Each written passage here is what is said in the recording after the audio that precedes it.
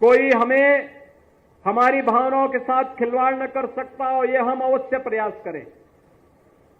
क्योंकि जो नकारात्मक ताकतें हैं, जिनके मन में आपके प्रति सद्भावना नहीं, दिखावटीपन है, जो राम के अस्तित्व को नहीं मानते, जो कृष्ण के अस्तित्व को नहीं मानते, जिन लोगों के मन में भारतीयता के प्रति कोई सम्मान का भाव नहीं, जिन लोगों के मन में ये कोई भाव नहीं कि दुनिया के किसी कोने में कोई हिंदू प्रताड़ित हो रहा है तो उसके प्रति आवाज उठा सके, क्योंकि उसमें भी उन्हें लगता है कि अगर हम आवाज उठाएंगे तो कहीं यहां उनका वोट बैंक न खिसक जाए।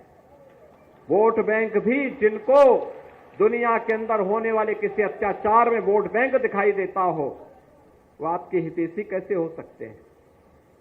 याद रखना, जो बांग्लादेश में हो रहा है, जो चर्चाएं हो रही थी अभी, वहां 90% जो हिंदू बचा है वह दलित समुदाय से है। और मैं इसीलिए कहना चाहूंगा, ये जो सबके मुंह सिले हुए हैं, इसलिए सिले हुए हैं क्योंकि इनके मालूम है कि बांग्लादेश को हिंदू उनका वोटर नहीं होगा। वह हिंदू है, ये हो सकता है उसकी गलती हो, लेकिन हम उसको गलती नहीं मानते, हम उसको मानते हैं उसका सौभाग्य है कि वो हिंदू है और उसकी रक्षा करना हम सबका दायित्व है। उसकी पीड़ा के साथ खड़ा होना हमारा दायित्व है। हमारे लिए वह हिंदू है, एक मानव है, एक मानव के नाते उसकी मानवता की रक्षा करना, उसके जीवन को संरक्षण देने के लिए एक आवाज उठाना, ये हमारा दायित्व है और हम अपने इस दायित्व को निर्वहन जीवन भर करेंगे। ये किसी भी पक्ष और विपक्ष का मुद्दा नहीं, बल्कि मानवता को बचाने का मुद्दा है। राक्षसी वृत्तियां जब भी धराधाम पर प्रबल होंगी, उनका मुकाबला करने के लिए हमें तैयार होना पड़ेगा। भगवान राम तो अयोध्या के राजकुमार थे। अयोध्या के राजकुमार रहते हुए वे चाहते अयोध्या में राज करते, लेकिन नहीं, एक बार पिता के मुंह से निकल गया, भले ही पिता ने अपने शब्द वापस ले लिए, लेकिन राजा दशरथ उनके पूज्य पिता हैं, पिता के मुंह से जो शब्द निकले हैं उसका पालन होगा, और पालन इसलिए होगा, इसी बहाने राक्षसों का अंत भी हो जाएगा। और उसी का पालन करने के लिए वे निकल पड़े थे। और इसीलिए आज मैं आपसे कहने के लिए आया हूं, हम अपने हित और अहित को पहचानें, हम उसको पहचानने का काम करें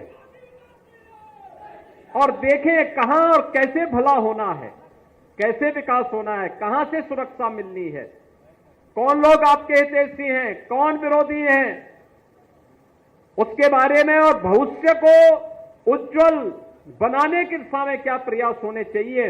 अगर हम लोग समय रहते इसके बारे में विचार नहीं करेंगे, आने वाली पीढ़ियां हमें कोसेंगी, केवल कोसेंगी, उस प्रकार की स्थिति फिर से न होने पाए, यह हम अवश्य ध्यान में रखेंगे। आज के इस अवसर पर जब हम यहां पर आए हैं, देखिए कल काकोरी ट्रेन एक्शन की शताब्दी महोत्सव के कार्यक्रम प्रारंभ हुए हैं। 9 अगस्त 1925 को क्रांतिकारियों ने भारत माता की आजादी के लिए अंग्रेजों के द्वारा, ब्रिटिश हुकूमत के द्वारा जो खजाना भारत से ब्रिटेन पहुंचाने के लिए ले जाया जा रहा था, उस खजाने को उन्होंने काकोरी में रोक करके उसे अपने कब्जे में ले लिया था।